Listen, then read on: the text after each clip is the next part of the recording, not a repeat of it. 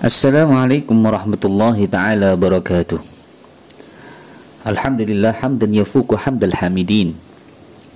Wassalatu wassalamu ala asyrafil anbiya'i wal mursalin Sayyidina wa habibina wa syafi'ina wa qurrati a'yunina Muhammadin afdalil mursalin wa ala alihi wa sahbihi wa man tabi'ahum bi ihsanin ila yaumiddin. Rabbi syahli sadri wa yassir li amri wahlul 'uqdatan min lisani yafqahu qawli wa saddid lisani wahdi qalbi bihaqqi sayyidina Muhammad sallallahu alaihi wasallam wa sahbi wal ali amma ba'd. Alhamdulillah, segala puji bagi Allah Subhanahu wa taala, di mana Allah taala masih memberikan kita nikmat iman dan Islam, sehingga pada hari ini, pada detik ini, kita semuanya digerakkan hati kita, digerakkan pandangan kita, digerakkan pendengaran kita untuk bisa selalu dalam ketaatan kepada Allah Subhanahu wa taala. Maka ketika seorang hamba dimampukan, diizinkan badannya, anggota tubuhnya untuk bisa melakukan ketaatan kepada Allah, maka itu menjadi tanda bahwa orang tersebut diridhai oleh Allah Subhanahu wa taala. Itu sebagai tanda Allah menginginkan kepada orang itu akan kebaikan. Allah menginginkan dan menghendaki orang itu menjadi orang yang baik di sisinya. Amin amin ya rabbal alamin. Moga-moga kita semuanya dijadikan oleh Allah sebagai orang yang terbaik di sisinya. Tanda-tanda dari orang yang baik adalah sebagaimana disabdakan oleh Nabi Muhammad SAW, man yuridillahu bihi khairan yufaqihu fid din. Siapa orang yang diinginkan oleh Allah kebaikan pada diri orang tersebut, maka pasti orang tersebut akan diberikan oleh Allah kefahaman di dalam agamanya. Ketika seseorang cinta kepada ilmu Nabi Muhammad SAW, itu menjadi tanda orang tersebut ingin dimuliakan oleh Allah, ingin dijadikan orang yang baik di sisi Allah. Oleh karena itu, cintailah ilmu. Ketika kita bisa mampu mencintai ilmu, maka insya Allah Allah akan menghantarkan kita semuanya kepada kemuliaan yang hakiki, baik di dunia maupun di akhirat. Pada malam hari ini, sebagaimana biasa, kita akan mengkaji kitab Mafahim Yajibu an Tusahhah, kitab yang dikarang oleh Abu Yasir Muhammad bin Alawi al-Maliki rahimahullah rahmatul abrar wa nafa'ana bihi abi ulumi fid darain. Kitab yang sangat-sangat luar biasa manfaat, yang memberikan banyak pemahaman, wawasan, ilmu kepada kita semuanya, supaya kita bisa betul-betul memilah mana yang betul-betul benar, mana yang betul-betul salah atau batil. Dengan ini kita akan tahu, dengan ini kita juga akan yakin bahwasanya apa yang kita lakukan itu pada jalan yang diridhai oleh Allah Subhanahu wa taala. Setiap ibadah, setiap amal soleh harus didasari dengan ilmu. Ketika suatu ibadah, ketika suatu amalan itu tidak didasari dengan ilmu, maka amalan itu akan bisa ada cacat dan tidak ternilai, tidak ada nilai di sisi Allah Subhanahu wa taala, dan bisa bahkan tidak dianggap, bahkan tidak ada pahala di sisi Allah Subhanahu wa taala. Oleh karena itu, harus wajib bagi setiap muslim untuk mencari dan memahami agamanya dengan baik. Kepada siapa kita mencari agama, pemahaman agama yang baik? Maka kita cari kepada orang-orang yang bersambung keilmuannya kepada Nabi Muhammad SAW. Oleh karena itu, di malam hari ini kita akan masih membahas tentang at-tawassul, tentang mencari keberkahan, di mana kemarin kita sudah membahas tentang bagaimana hukum mengambil barokah, yang diistilahkan juga bisa dengan tawassul melalui peninggalan-peninggalan para nabi terdahulu, yang mana itu sudah kita bahas pada seminggu yang lalu, pada Kamis yang lalu, di mana ternyata Allah Ta'ala sudah memberikan pemahaman kepada kita bahwasanya orang-orang terdahulu di kalangan orang-orang Yahudi yang mereka masih taat kepada Allah, taat kepada nabi mereka, mereka itu dianugerahkan sebuah tabut yang berisikan di dalamnya peninggalan-peninggalan dari nabi-nabi mereka terdahulu. Dan itu diceritakan dalam Al-Quranul Karim. Wa qala lahum nabiyuhum inna ayatu mulkihi ayatiyakumut tabutu fihi sakinatum mir rabbikum wa baqiyatum mimma taraka ala Musa wa alu Harun tahmiluhul malaikah. Allah di sini menjadikan tabut itu ada fungsinya bagi siapa-siapa yang memegangnya, bagi siapa-siapa yang ada di sisi, yang berada di sisinya, dengan mengharap keberkahan dari tabut tersebut. Apa dari antara keberkahan yang timbul dari dia itu memuliakan tabut yang datang dari Allah? Allah memberikan namanya sakinah. Sakinatun min rabbikum, ketenangan dari Tuhan. Sehingga orang-orang dahulu ketika hendak mereka itu berperang dengan musuh-musuh mereka, melawan kezaliman kepada musuh-musuh mereka, mereka menjadikan tabut ini perantara untuk mereka memohon kemenangan kepada Allah SWT. Sehingga musuh-musuh tadi tidak ada yang bisa mengalahkan mereka. Dan Allah juga menceritakan bahwasanya apa isi tabut itu, yaitu baqiyah, peninggalan. Allah mengkisahkan di dalam Al-Quran ini ada peninggalan di dalam tabut itu dari asal muasalnya berasal dari keluarga orang-orang mulia, yaitu siapa?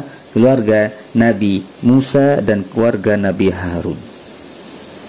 Sampai dikisahkan di dalam tafsir-tafsir yang ada, apa peninggalan yang ada di dalam tabut itu, yang di antara peninggalannya keluarga Nabi Musa dan keluarganya Nabi Harun. Ternyata para tafsir mengatakan di situ ada sandal dari Nabi Musa. Di situ juga ada beberapa lembaran Taurat, kitab Taurat. Juga di situ ada tongkatnya Nabi Musa. Ada di juga tempat minum dari Nabi Harun dan lain sebagainya. Ya, itu semuanya. Kenapa sampai disebutkan sini? Apa gunanya disimpan? Apa gunanya? Ya, sampai itu pernah hilang di sisi mereka dan diambil oleh malaikat, dibawa oleh malaikat, kemudian dikembalikan lagi di sisi mereka. Tujuannya untuk apa? Supaya hal itu menjadi sesuatu yang mendekatkan mereka kepada Allah Subhanahu wa ta'ala. Ya.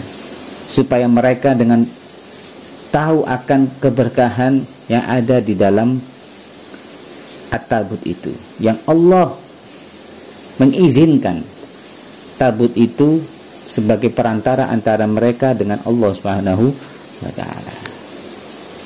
Karena itu kita kembali lagi menjelaskan dan melanjutkan kajian ini.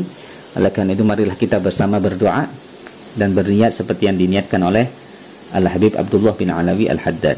Bismillahirrahmanirrahim. Nawaitu ta'alluma wa ta'lima wa tadhakkura wa tadhkira wa naf'a wal intifa'a wal ifadata wal istifadata wal hatha ala tamassuki bi kitabillah wa sunnati rasulih wa du'a ila al-huda والدلالة على الخير ابتغاء وجه الله ومرضاته وقربه وثوابه. قال المؤلف Abuya Sayyid Muhammad bin Ali Al-Maliki rahimahullah ta'ala wa nafa'ana bihi wa bi'ulu fid daraini amin. Ila anqal tawassulun Nabi sallallahu alaihi wasallam bihaqqihi wa haqqil anbiya'i was salihin. Rasulullah sallallahu alaihi wasallam juga ternyata adalah pelaku tawassul. Orang yang mengamalkan praktek tawassul adalah diantaranya Nabi Muhammad sallallahu alaihi wasallam sendiri. Bahkan Rasulullah bertawassul dengan dirinya sendiri, dengan kedudukan dirinya sendiri, dan juga bertawassul dengan kedudukan dari para nabi-nabi terdahulu dan orang-orang saleh. Maka kita bisa lihat kelanjutannya. Ja'a fi manaqibi Fatimah binti Asad. Telah datang mengenai biografi Sayyidah Fatimah binti Asad, ibunda dari Imam Ali bin Abi Thalib. Dari Imam Ali bin Abi Thalib adalah sepupu Rasulullah SAW, anak dari paman beliau yang bernama Abu Thalib. Ibunda Imam Ali namanya Fatimah binti Asad, yang dimakamkan di Madinatul Munawwarah di Baqi'. Imam Ali sendiri adalah anak yang diangkat oleh Nabi Muhammad SAW, karena paman Rasulullah yang bernama Abu Thalib ini punya anak banyak sekali. Maka untuk meringankan beban dari paman beliau, yang paman beliau ini tidak terkenal kaya, tidak punya harta, minim, maka untuk meringankan beban beliau, Rasulullah SAW mengambil anak, yaitu putra dari paman beliau yang bernama Ali bin Abi Thalib. Jadi semenjak kecil ini diasuh langsung oleh Rasulullah SAW. Bahkan sesuatu yang sangat istimewa pada diri Imam Ali bin Abi Thalib adalah Imam Ali ini dilahirkan di dalam Ka'batul Musyarrafah. Satu-satunya orang yang dilahirkan di dalam Ka'bah adalah Sayyidina Ali bin Abi Thalib. Dan beliau ini tidak pernah bersujud kepada sonam, kepada berhala sama sekali selama hidupnya, semenjak kecil.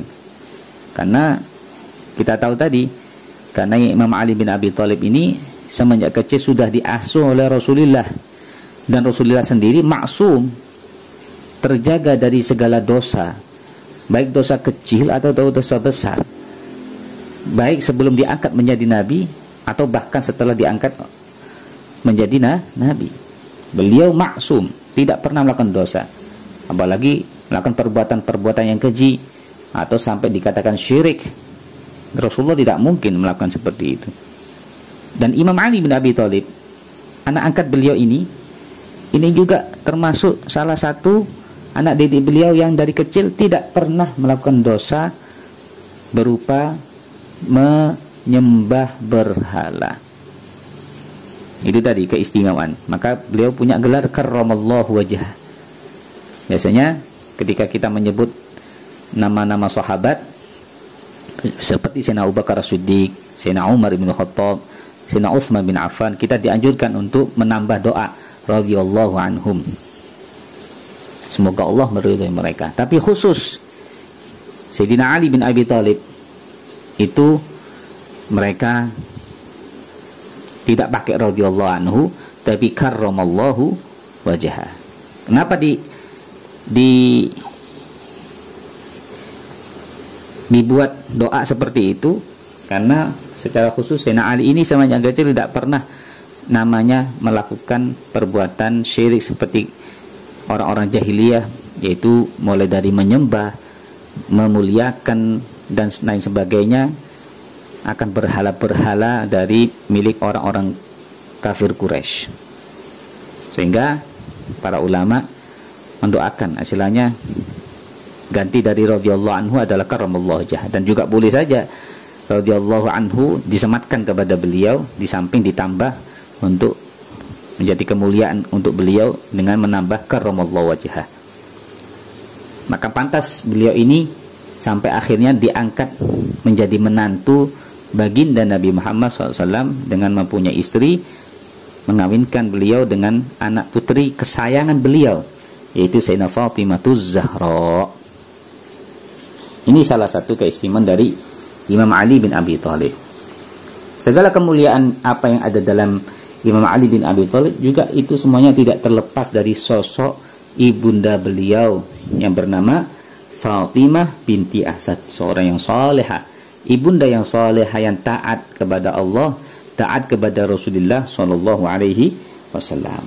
Ya, di sini diceritakan dalam manaqib ibunda Sayyidina Ali bin Abi Thalib, annaha lamma matat, tatkala ibunda Imam Ali itu meninggal, hafar Rasulullah sallam lahadaha biyadihi, maka Rasulullah sendiri yang mengeduk kuburannya untuk Sayyidah Fatimah binti Asad.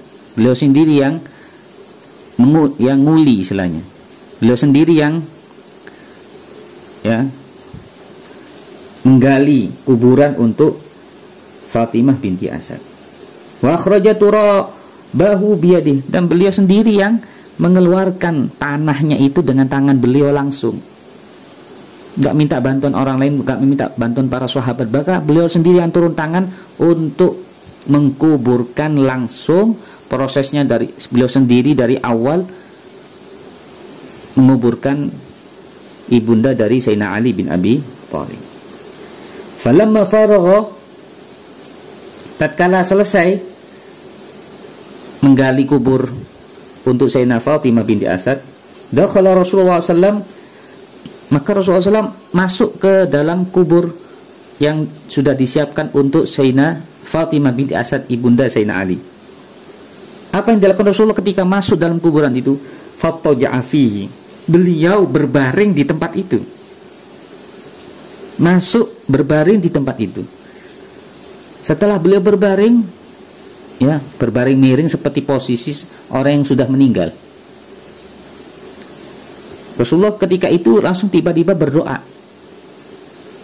Sambil posisinya beliau tidur miring, beliau berdoa, Allahul ladzi yuhyi wa yumit wa huwa hayyun la yamut.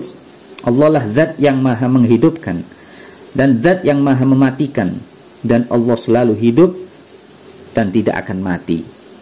Ighfir li ummi Fatimah binti Asad, ya Allah ampuni dosa dari ibundaku yang bernama Fatimah binti Asad, karena sudah beliau anggap ibunya Sayyidina Ali ini seperti ibundanya sendiri, karena paman beliau yang bernama Abu Thalib itu sudah seperti ayahandanya. Bahkan paman yang paling dicintai oleh Rasulullah adalah Abu Thalib, karena Rasulullah semenjak kecil telah diasuh oleh paman beliau yang bernama Abu Thalib.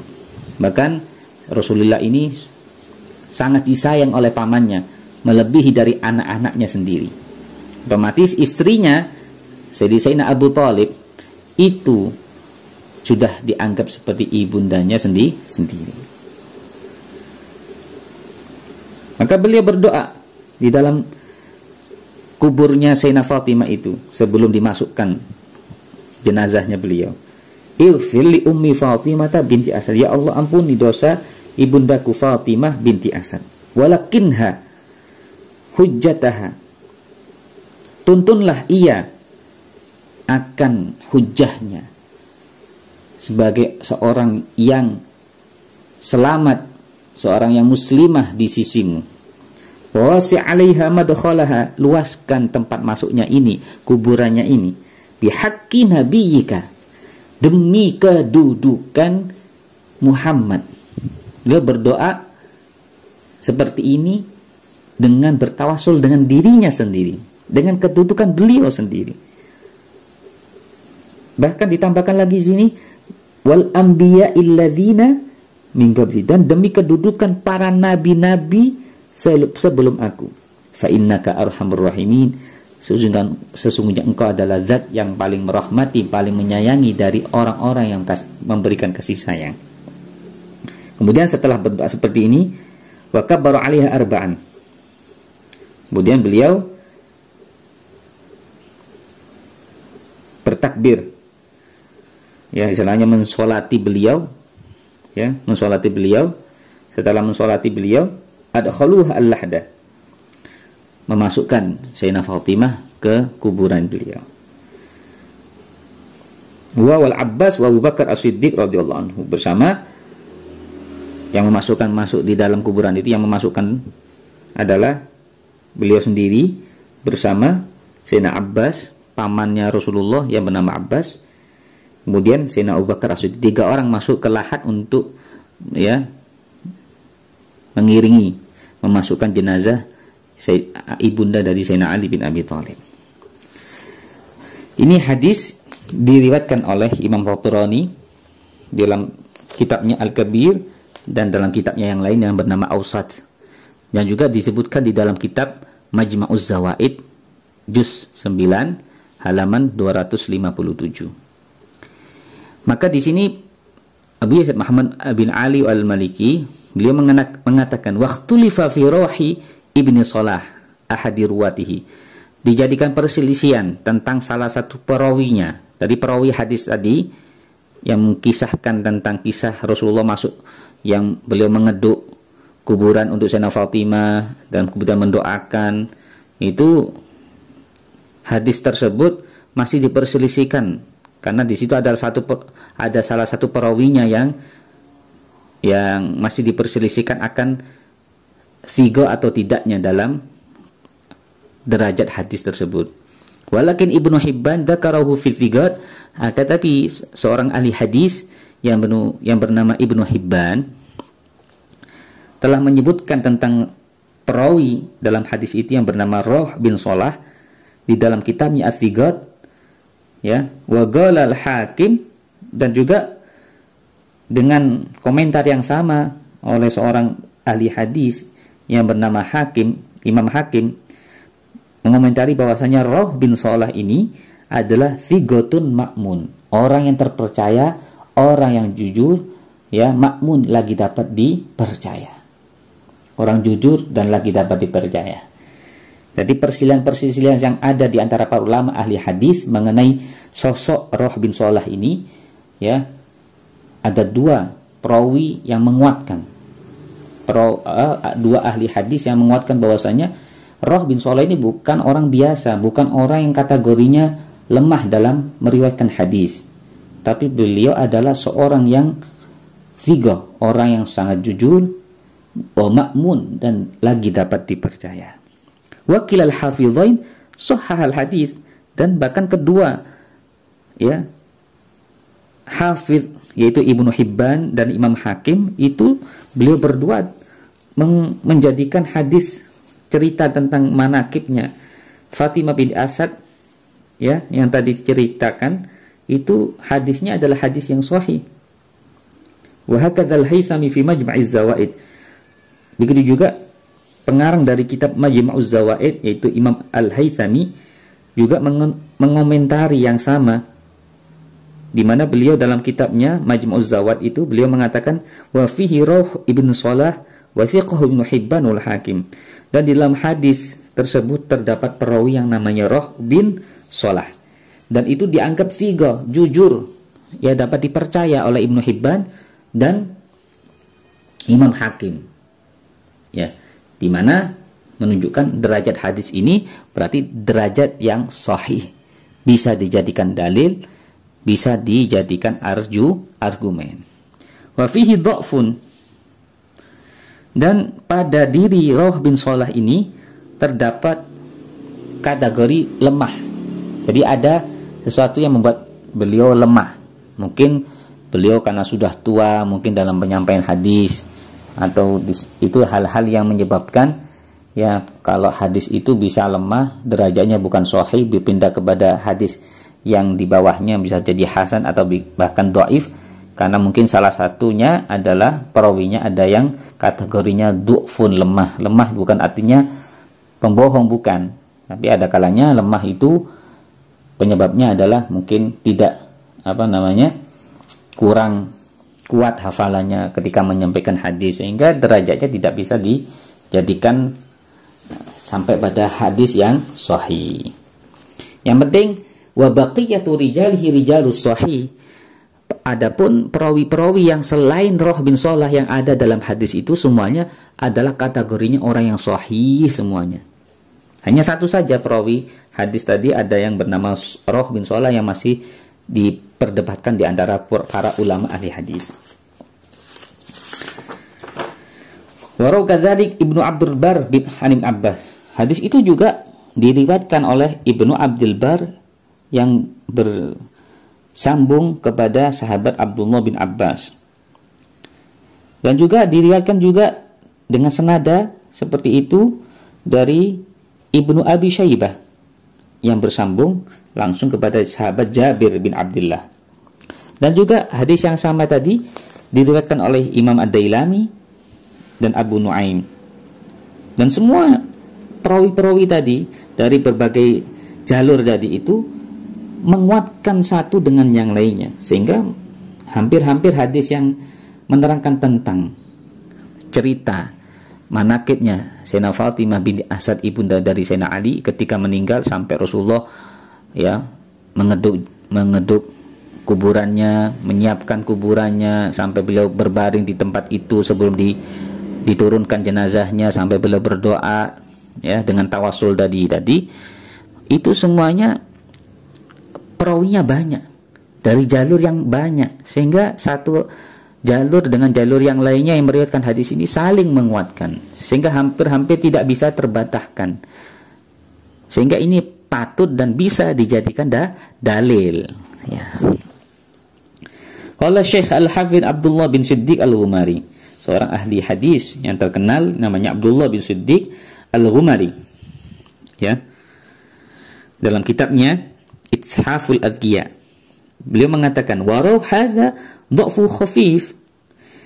Kalau ingin tahu siapa sih yang masih diperdebatkan tadi namanya Roh bin Shalah tadi, itu kalau diteliti lagi tentang penyebab beliau dikatakan dhaif, lemah dalam meriwayatkan hadis itu, ternyata lemahnya itu sangat ringan, bukan lemah yang sangat ya ada lemah sangat itu karena sebab karakter dari perawi tadi mungkin suka bohong. Nah, ini menyebabkan hadis tadi lemah. Tapi di sini beliau seorang ahli hadis yang tahu setiap perawi itu, beliau mengatakan mengenai sosok dari Roh bin Rauhan ini, bin Shalah tadi.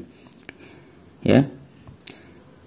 Dhaifnya atau lemahnya Roh bin Shalah ini adalah ringan indaman dha'afahu, bagi orang yang menjadikan beliau lemah dalam meriwayatkan hadis. Kama istafadu min ibaratihim. Walidha abbarul hafidh al-Haythami bima yufidu khifat ad-dhi'fi dha'fi kama la yakhfa 'ala man marasa kutubal fanni fal hadithu la yagillu an durbatil hasan bal huwa ala syarti Ibnu Hibban sahih. Minim, kata Syekh Al-Hafidz Abdullah bin Siddiq Al-Ghumari, hadis ya yang diriwayatkan oleh Roh bin Shalah tadi, yang di situ ada Roh bin Shalah itu minim tidak sampai turun dari hadis hasan, minimal hadis hasan. Kalau hadis hasan, kalau kita pelajari dalam ilmu mustalah hadis hasan itu juga bisa dijadikan dalil. Ya, dalil untuk akidah, dalil untuk hukum itu bisa. Yang penting tidak sampai dhaif. Bahkan sudah kita bahas tadi bahwasanya Ibnu Hibban, seorang ahli hadis ya yang punya kitab Sahih Ibnu Hibban ya, itu beliau mengomentari bahwasanya hadis yang diriwayatkan oleh Roh bin Shalah yang di situ ada riwayat tentang manakibnya ibunda Sayyidina Ali bin Abi Thalib, itu hadisnya hadis sahih. Maka beliau menggarisbawahi di sini ya, annal anbiya alladziina tawassala an-nabi sallallahu alaihi wasallam bihaqqihim 'ala Allah fi hadzal hadits wa ghairihi qad matu fa thabata jawazu tawassul ila Allah bil haqqi wa bi ahli haqqi ahya'an wa mutan. Perlu kita ketahui, kata Abu Yasin Muhammad bin Al-Maliki, para nabi yang dijadikan media tawassul, perantara dengan kedudukan mereka, dengan keberkahan mereka kepada Allah, di dalam hadis yang tadi disebutkan ya, itu semuanya kategorinya sudah meninggal. Yang dijadikan wasilah perantara sama Rasulullah sendiri yang berdoa, itu mereka sudah meninggal para nabi itu. Maka di sini dijadikan dalil fadzabata, maka sudah berlaku, sungguh berlaku bahwasanya boleh bertawasul kepada Allah dengan bil haqqi, dengan kedudukan, dengan kebenaran dari para nabi dan orang-orang yang seperti mereka, baik di masa mereka masih hidup ataupun di saat mereka sudah meninggal. Jadi ini banyak dalil hadis kalau kita ini betul-betul mendalami ilmu dengan benar. Jadi jangan sampai kita ini kalau mencari ilmu ini, pertama salah mencari guru. Kalau sudah salah mencari guru, alamat ilmu yang didapat itu juga salah. Karena sumbernya salah, otomatis hasilnya yang didapat juga salah. Yang kedua, di samping guru yang menjadi utama itu nggak boleh salah, ya, mencari guru nggak boleh salah. Yang kedua, harus dengan cara yang benar. Jadi jangan sampai kita ini, ya, mencari ilmu itu tidak mulai dari tingkat bawah. Ini juga bisa fatal pemahamannya. Jadi harus kita ini, ibarat kita ini harus mencari ilmu itu mulai dari TK dulu. Standarnya itu dari TK. Kemudian sudah TK selesai, tingkat naik lagi ke SD, dari SD tingkat ke SMP, ataupun sampai aliyah, begitu seterusnya.